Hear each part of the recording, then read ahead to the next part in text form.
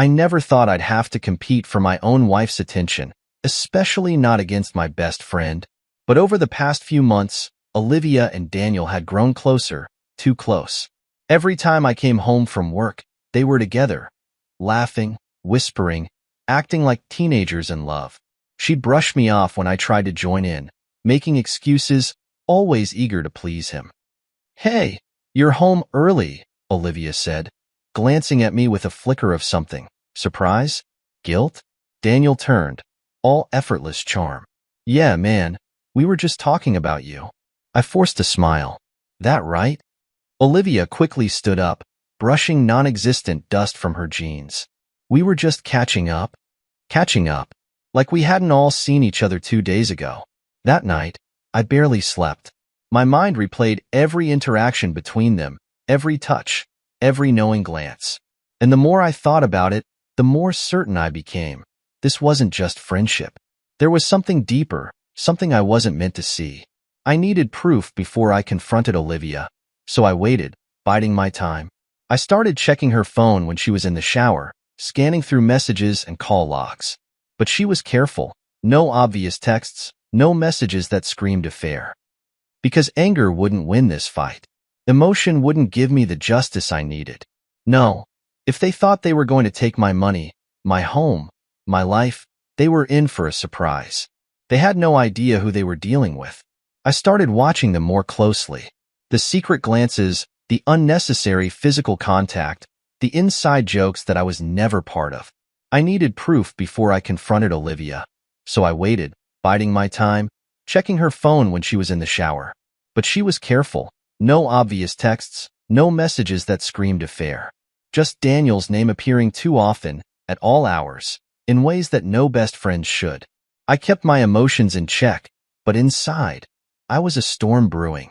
Every touch, every whispered word, every laugh they shared chipped away at the foundation of our marriage. I told myself to be patient, that the truth would come out.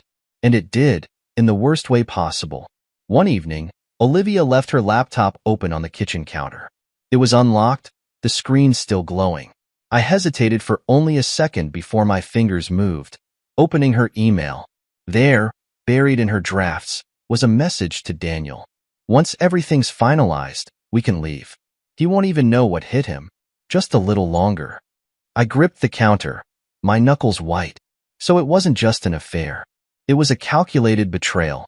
They were planning to take everything. Our house, our savings, everything I had worked for. My mind raced, thinking of the best way to handle this. If I played my cards right, they wouldn't just fail. They would regret ever trying. That night, I barely spoke to Olivia. She didn't seem to notice. She was too busy texting, laughing at messages she quickly hid when I walked into the room. I nodded, pretending not to care. But inside, I was already making my move. I started digging. If Olivia and Daniel thought they were being smart, they had no idea who they were dealing with. I checked her call logs when she was asleep, cross-referencing the dates and times with Daniel's work schedule. Every late-night call, every midday text when I was at work, every unexplained absence, it all lined up. They had turned my life into a joke, and I had been the last to know. I installed a small voice recorder under the nightstand in our bedroom, set to trigger when it detected voices.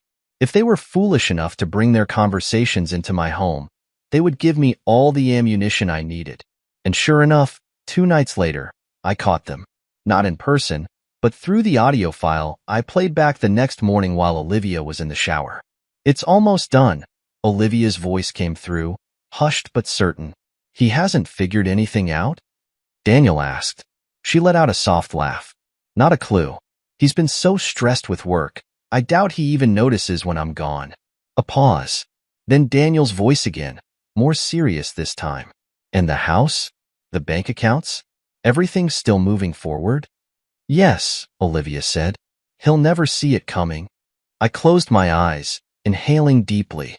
The rage inside me was suffocating, a fire that burned through every last ounce of love I had ever felt for her. But I forced myself to stay calm. They thought they had one. They thought they were clever, that I was too blind to see what was happening. I woke up the next morning with a sense of clarity I hadn't felt in weeks. The anger was still there, burning deep, but it was no longer aimless. I had a plan now. Olivia and Daniel thought they had me trapped, but they were the ones who had already lost. They just didn't know it yet. I spent the morning making phone calls. The first was to my lawyer. "I want to protect all my assets immediately," I said as soon as she picked up. There was a pause before she responded. "Matthew, is something wrong?" I exhaled slowly, keeping my voice even. "Let's just say I found out I'm married to a woman who doesn't have my best interests at heart." Karen, my lawyer, had been handling my financials for years. She knew me well enough to pick up on the tension in my voice, but she didn't push for details. Instead, she got straight to work. Within hours, my accounts were locked down.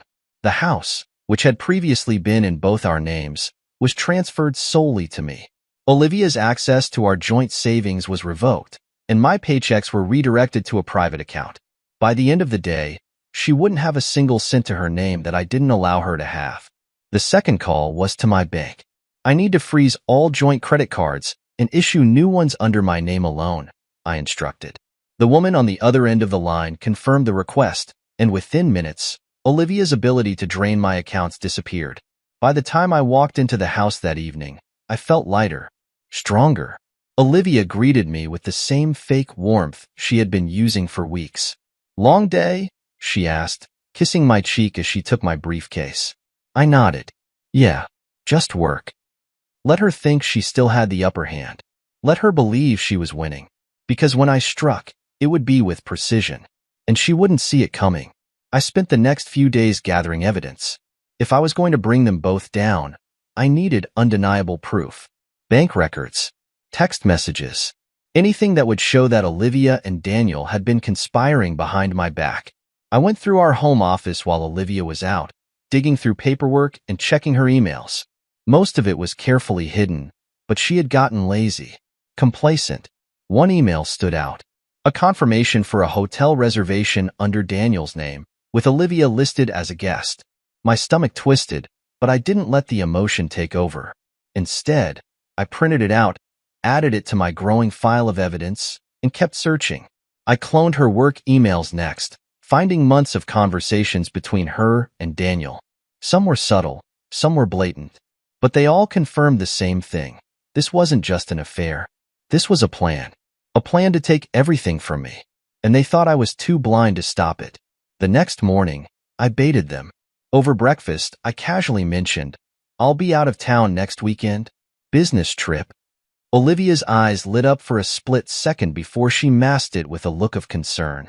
"Oh, that's sudden." I shrugged. "Last-minute request from the boss. Nothing I can do." She hesitated, then gave me a small smile. "Well, I'll miss you." I nearly laughed. She was already making plans, already thinking about how she and Daniel could use the time alone. Perfect. I had given them what they wanted. Now, it was time for the trap. I reached out to a private investigator, someone who could follow them, take photos, get everything I needed in a way that would hold up in court. This wasn't just about revenge anymore. It was about making sure that when I walked away from Olivia, she had nothing left.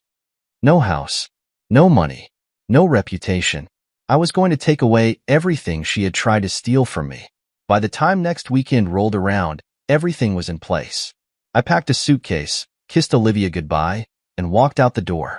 But I didn't go to the airport. I parked around the block and waited. Because I already knew what was going to happen next. And when it did, I would be ready. The night of the party, Olivia was glowing. She had spent hours getting ready, her dress perfectly fitted, her makeup flawless. But she wasn't dressing up for me. No, she was dressing up for him. I watched her from across the room, playing my part, pretending to be the clueless husband. She laughed with Daniel, whispering in his ear, touching his arm like I wasn't standing right there. The guests mingled, oblivious to the storm brewing underneath the surface. She thought she was in control. She thought her plan was foolproof. Tonight, she was going to find out just how wrong she was. The event was held in an upscale hotel ballroom, a fundraiser for one of Daniel's so-called business ventures. He had been boasting about it for weeks, acting like he was the most important person in the room. Olivia had been just as excited, treating this night like their grand unveiling. They weren't just sneaking around anymore. They were bold now. She barely spoke to me that night. Every time I approached, she conveniently had to go greet someone else, take another picture, make another toast. But when she was near Daniel, she was electric. Her laughter was louder, her eyes brighter. I let them have their moment. Let them think they had one. Because in just a few minutes, their world was going to shatter. At the peak of the evening, the host stepped onto the stage. Ladies and gentlemen, we'd like to invite a special guest to say a few words. Matthew, would you join us? I took a step forward, but before I could reach the microphone, Olivia cut me off. She placed a delicate hand on my arm, her smile sweet but cold. Why don't you join the audience? She said, her voice carrying through the room. This is Daniel's moment now. Gasps, whispers, a few nervous chuckles. Daniel, standing beside her, grinned like he had just won a prize. He stepped forward, confidently taking the stage. And I let him. I let them think they had taken everything from me. Then, I pulled out my phone. One tap, one message sent. And then, I stepped forward. Actually, Olivia, I said, loud enough for the entire room to hear, I think this moment belongs to both of you. Her smile faltered. Daniel froze mid-sentence. What the hell are you talking about? He asked, but his voice had lost its confidence. I gestured toward the entrance. The ballroom doors swung open. 2 security guards entered, carrying stacks of legal documents. The murmurs in the crowd grew louder. Olivia's face drained of color. These, I said, motioning toward the guards, are legal papers. As of this morning, Olivia, you no longer have access to any of my assets. I turned to Daniel, watching the panic start to creep into his expression. And you? Well, let's just say your employer will be very interested in what I sent them. Daniel visibly tensed. I spoke to your boss, I continued, cutting him off.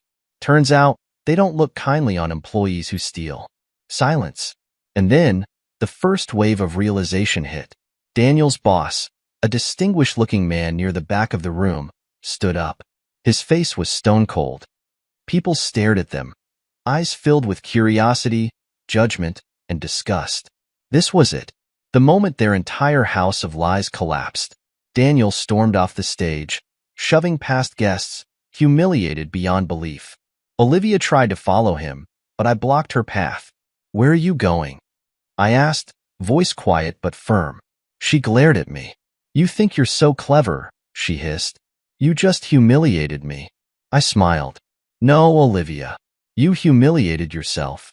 Her entire facade crumbled. I could see it, the way she realized too late that she had lost. You should leave, I said, stepping aside. And don't bother coming home. She stood there, shaking, her world crashing down around her. Then, she turned and fled. And with that, it was over. The silence after Olivia ran out was deafening. The guests were still in shock, whispering, processing what they had just witnessed. Daniel had disappeared into the crowd, humiliated, probably trying to salvage what little was left of his dignity. But there was nothing left to salvage. I let the weight of the moment settle in. I had stripped them bare in front of the people they wanted to impress most. Olivia had planned to humiliate me, to erase me from my own life. Instead, she was the one who had lost everything. And this was just the beginning. I made my way toward the exit, ignoring the murmurs and the stolen glances from guests who didn't know whether to congratulate me or pity Olivia. I wasn't interested in either. I had done what I came to do. But before I could leave, Sophie, Olivia's sister, caught my arm. Matthew, she said, her face pale, her eyes darting between me and the exit Olivia had just fled through. What the hell just happened? I exhaled slowly, turning to look at her. Your sister was planning to take me for everything I had, I said evenly. She and Daniel thought they could play me. Sophie flinched at the name. So it's true, she asked, her voice barely above a whisper. She was cheating? I met her gaze. Yes. Sophie swayed slightly, as if I had confirmed something she had been afraid to believe. Then, she straightened, her lips pressing into a thin line. She told me you were pulling away from her, she admitted. Olivia had spent years crafting the perfect image, a devoted wife, a charming hostess, a woman everyone admired. Now, That image had shattered in front of an entire room of people, and she was scrambling to glue the pieces back together. I let her believe she still had a chance, because while she was trying to fix her reputation, I was taking away everything she had left. The next morning, I met with my lawyer in person. "She's going to fight you on the divorce," Karen warned, flipping through the stack of documents in front of her. "She'll argue she deserves a settlement, maybe even alimony. She might even try to paint you as the bad guy." I smirked. Let her try. Karen tapped a page with her perfectly manicured nails. "We have everything we need to make sure she gets nothing. The affair, the financial fraud, the conspiracy to sell your home without your consent." She leaned back in her chair. "Honestly, I don't think she realizes how deep she's in. She will soon." I signed the final set of papers, pushing them across the desk. "Make sure she doesn't get a single cent." Karen smiled. "With pleasure." By the afternoon, Olivia's bank accounts were frozen. She had no access to our joint savings. No credit cards. Nothing. She called me for the first time in 2 days. I let it ring. She tried again. I answered. "What did you do?" she snapped, skipping the pleasantries. I leaned back in my chair, pretending to think. "I don't know what you mean. My cards aren't working, Matthew." "Oh," I said, feigning concern. "That's strange. Maybe you should call your bank." A beat of silence. Then, she let out a shaky breath. "You're trying to ruin me." "No, Olivia." My voice was calm, controlled.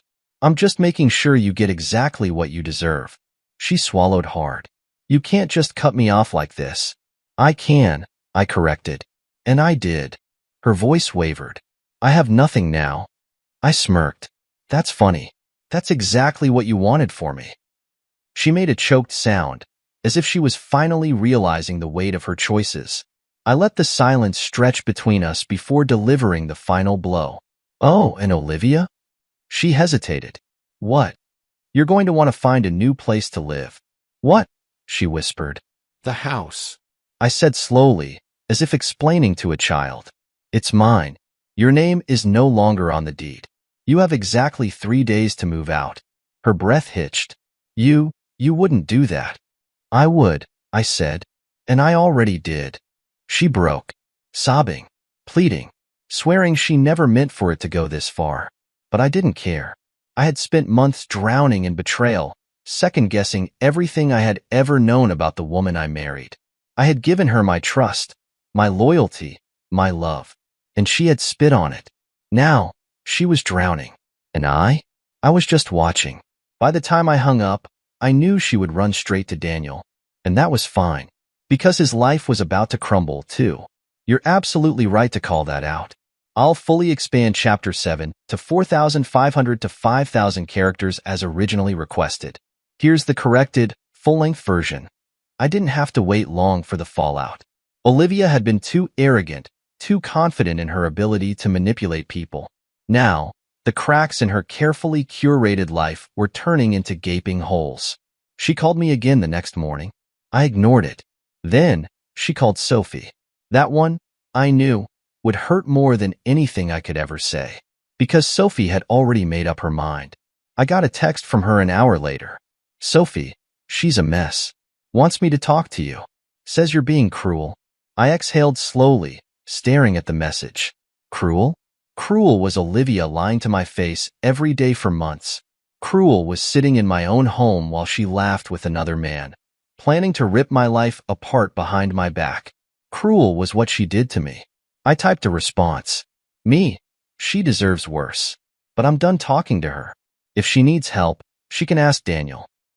Sophie's reply came instantly. "Sophie, she already did." I smiled, because I already knew what had happened. I had sent everything, the proof, the messages, the voice recordings, directly to Daniel's employer. And as expected, they didn't take kindly to employees who committed fraud. By noon, Daniel had been fired. By evening, he was calling Olivia. By nightfall, she was realizing she had hitched herself to a sinking ship. Daniel wasn't answering her calls anymore. He wasn't sending reassuring texts, wasn't telling her everything would be fine, because his life was falling apart just as fast as hers. And Olivia? She was finally seeing it. She thought she had planned everything perfectly, that she had secured a future with a man who could give her the life she wanted, who could offer her the excitement she thought I lacked. But now, she had nothing. I could picture it, her pacing her apartment, trying to convince herself that Daniel was just overwhelmed, that he'd call soon, that they'd find a way to fix it. She still thought there was a way out. She was wrong. When Olivia's phone was cut off, because she no longer had access to my accounts to pay for it, she showed up at my house.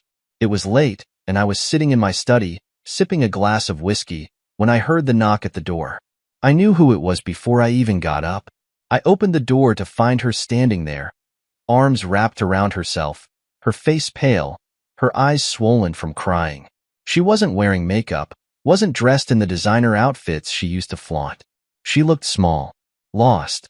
"Matthew," she whispered, "please, let me explain." I leaned against the doorframe, taking my time looking her over. "Explain what?" She swallowed hard. "Daniel, he's not what I thought he was. He's not who I laughed. A deep, bitter sound. "Let me guess. He stopped answering your calls as soon as he lost everything?" She flinched. I shook my head. "So let me get this straight. You spent months planning to ruin me, to steal my money, my house, my future. And the moment your little partner, crime, can't take care of you anymore, you come crawling back to me?" She wiped at her eyes, but I felt nothing. No anger, no sadness, just indifference. "I made a mistake," she whispered. I raised an eyebrow. "No, Olivia. You made a choice." Her breath hitched. "Can we just talk?" I smiled. "We just did." And then I shut the door in her face. For the last time. The best part? I didn't hate her anymore. I didn't need revenge. Didn't need to see her suffer any further. Because I had already won. And Olivia? She was just a ghost of her own making. I shut the door in Olivia's face and stood there for a moment, listening to the sound of her uneven breathing on the other side. I could tell she was waiting, hoping I would open it again, let her back in, give her a second chance she didn't deserve. But I didn't. Instead, I turned around and walked back inside, leaving her in the cold where she belonged. A few minutes passed before I heard the sound of her car starting, the tires crunching against the pavement as she drove off. I didn't feel relief. Not yet. But there was something else settling in my chest. Something close to satisfaction. I had spent months drowning in betrayal, questioning myself, wondering how I had missed the signs. I had let her make me feel like I was losing my mind, like I was imagining the distance between us, the growing closeness between her and Daniel. But now, standing in the silence of my house, I knew the truth. I had seen the evidence with my own eyes, had heard their voices plotting behind my back. There had been no mistake, no misunderstanding. They had done this to themselves. The next morning, I received an email from my lawyer confirming that the divorce proceedings were moving forward. Olivia had been served with the papers, and based on the conditions we had outlined, she was walking away with nothing. No alimony, no share of my assets, no claim to the house. The only thing she had left were her personal belongings, and even those she had to retrieve under supervision. She had texted me 3 times already, each message a different attempt to manipulate me. The first had been angry, accusing me of being heartless, of overreacting, of punishing her for a mistake. The second had been softer, a plea for us to talk, to at least try to end things on good terms. The third had been pure desperation, claiming she had nowhere to go, that she needed me to reconsider, that she was sorry. I didn't respond to any of them. By noon, Sophie called. I debated answering, but I was curious about what she had to say. When I picked up, she sighed heavily on the other end. "She's a wreck," she said without preamble. Crying, yelling, blaming everyone but herself. "She brought this on herself," I said simply. "I know," Sophie admitted, and I told her that. But she still doesn't get it. She still thinks she can talk her way out of this. She can't. I figured. Listen, I'm not calling to ask you to forgive her or anything. I just wanted to let you know that she's staying at a friend's place for now, but it won't last. She's broke, Matthew. She thought she'd be living off you or Daniel, and now she has neither. The fact that she had counted on me being too weak to fight back, too blind to see what was happening, only reinforced how little she had ever respected me. She had assumed I would roll over, let her take what she wanted, and move on as if I had been disposable. But she had underestimated me. She had underestimated how much damage I could do once I decided to strike. "She's not my problem anymore," I said finally. Sophie hesitated. "Yeah, I guess she isn't." After I hung up, I thought about what Sophie had said. Olivia had always been good at charming people, at making them believe whatever version of the story suited her best. But she had burned too many bridges, and now, for the first time in her life, she was truly alone. Daniel wasn't answering her calls. Her friends had sided with me. She had no job, no home, and no money. There was nowhere left for her to turn. I wondered if she regretted it yet. Later that evening, I went through my house, removing every last trace of her. The pictures came down first, the ones where we had smiled for the camera, pretending we were happy, pretending we had a future. The clothes she had left behind were packed into bags and set by the door. I changed the sheets, aired out the rooms, made it mine again. It was strangely cathartic, stripping away the remnants of our life together. By midnight, I received one final message from her. "I miss you. Can we talk?" I stared at the words for a long time. Months ago, that message would have shattered me. It would have made me question everything. Would have had me wondering if maybe, just maybe, there was still something worth saving. But not anymore. I saw her for who she truly was now. I saw the manipulation, the lies, the calculated choices. I typed a single response. "No," then I blocked her number. It was over. I expected some resistance from Olivia, but after I blocked her number, she seemed to accept that there was no coming back. Maybe she thought she still had options, or maybe she was too proud to beg any further. Either way, she disappeared from my life as quickly as she had tried to tear it apart. But even though she had gone silent, the consequences of her choices were still unraveling, and I had a front-row seat to watch her world collapse. I received a call from my lawyer the next morning, letting me know that Olivia had signed the divorce papers without contest. I wasn't surprised. She had nothing to fight for. There was no settlement, no alimony, no assets for her to claim. She had burned her bridges, and now she was left with nothing but the ashes. Karen, my lawyer, sounded pleased when she gave me the update, but I barely reacted. It was already done in my mind. The legal process was just a formality at this point. I had made my move, and Olivia had lost. Later that afternoon, I got another update, this time about Daniel. His situation had gone from bad to worse. Losing his job had been the first domino to fall, but it hadn't been the last. His employer wasn't just letting him go quietly. They had decided to press charges for the fraudulent transactions I had exposed. When I first learned about his financial schemes, I had debated whether or not to let him face legal consequences. In the end, I decided I didn't need to take that step myself. All I had to do was put the evidence in the right hands, and the rest took care of itself. Now, Daniel was looking at a ruined career, a criminal investigation, and an uncertain future. I imagined Olivia watching all of this unfold, realizing that the man she had risked everything for wasn't her escape, but her downfall. I wondered if she regretted it, if she lay awake at night thinking about all the choices that had led her here. I would never know, and I didn't care enough to find out. I spent the next few days reclaiming my life. It was strange at first, waking up in an empty house, no longer bound by the obligations of a broken marriage. But each morning, the weight on my chest felt a little lighter. I started going to the gym again, something I had neglected for years. I reconnected with friends, people I had let drift away because I had been too focused on keeping a marriage alive that had already been rotting from the inside. Every step I took away from Olivia and Daniel was a step toward freedom. One evening, while I was sitting at a bar, enjoying a drink in peace, I felt a presence beside me. I turned my head slightly and found Sophie standing there, watching me with an expression I couldn't quite read. She had reached out to me a few times since everything had gone down, but I had mostly kept my distance. Olivia's family was her problem, not mine. "Mind if I sit?" she asked. I gestured to the empty stool. "Go ahead." She ordered a drink, took a slow sip, and then finally turned to look at me. "I just wanted to check in," she said. "See how you're doing." "I'm good." And for the first time, I meant it. She nodded, as if she had expected that answer. You know, she's still blaming you, she said after a pause.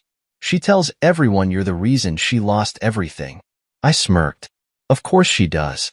It's easier than admitting the truth. Sophie sighed. She's staying with a friend for now, but it's only temporary. She's running out of favors. People are starting to see her for who she really is. I didn't respond. There was nothing left to say. Olivia had made her bed, and now she had to lie in it. Sophie studied me for a moment before shaking her head. You really don't care anymore, do you? No, I said simply. And that was the real victory. It wasn't in watching Olivia and Daniel fall apart. It wasn't in taking away their security or exposing their lies. It was in the fact that they no longer mattered to me. They were just ghosts of a past life, fading into irrelevance. I finished my drink, set the glass down, and stood up. It was good seeing you, Sophie. She gave me a small smile. You too, Matthew.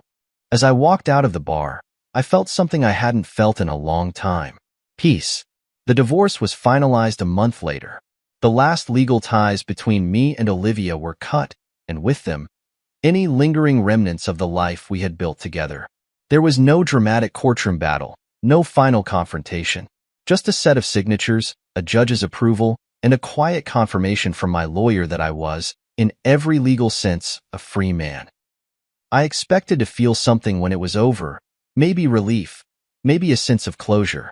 Instead, all I felt was a quiet certainty that I had done exactly what needed to be done. Olivia had tried to take everything from me, but in the end, she had been the one left with nothing. She didn't reach out again. Not directly. I heard things through the grapevine, bits and pieces of updates from mutual acquaintances, whispers of her struggles. The last I heard, she had moved in with an old friend, one of the few people still willing to offer her a place to stay. She had no job, no stable income, and no support system. The Olivia I had known, the woman who had once been so confident, so sure of her ability to manipulate the world to her advantage, was now struggling to survive. But I felt nothing for her. No pity, no anger, not even satisfaction. She was just another person from my past, someone I no longer had any reason to think about. Daniel had disappeared completely.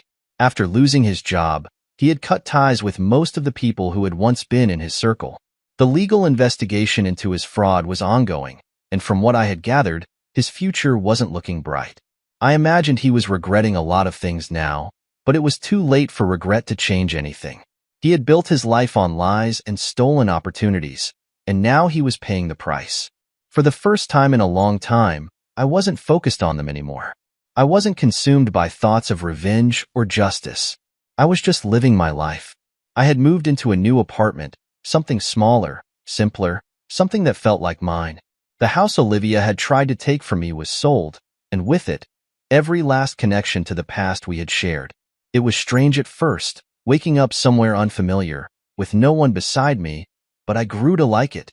The silence was comforting. It meant peace. I started doing things I had forgotten I enjoyed. I traveled for the first time in years, took spontaneous weekend trips just because I could. I reconnected with old friends, people I had neglected because I had been too caught up in a marriage that had been falling apart long before I realized it. And somewhere along the way, I started to feel like myself again. One evening, as I sat at a cafe, enjoying a quiet drink alone, my phone buzzed. An unknown number. I stared at the screen for a moment before answering. Matthew, a familiar voice said hesitantly. Olivia. I leaned back in my chair, taking a slow breath. What do you want? A pause. Then, softly, I just wanted to hear your voice. I almost laughed. You lost the right to that a long time ago. She exhaled shakily. I know I messed up. I know I don't deserve anything from you. But I miss you. I didn't say anything. I made a mistake, she continued, her voice breaking. I don't expect you to forgive me, but I wanted to tell you that. I was wrong. About everything. I let the silence stretch between us before finally speaking. I hope you figure yourself out, Olivia, but that's not my problem anymore. She sniffled, but she didn't argue. She knew. I hung up and blocked the number. There was no point in reopening doors that had already been shut. I had nothing left to say to her. I had spent too much time looking back. Now, it was time to move forward. As I finished my drink, a woman approached my table, offering a polite smile. "Mind if I sit here?" I glanced at the empty chair across from me, then back at her. She had kind eyes, a relaxed presence. A stranger, someone new, a possibility. I gestured to the seat. "Go ahead." And just like that, my new life began.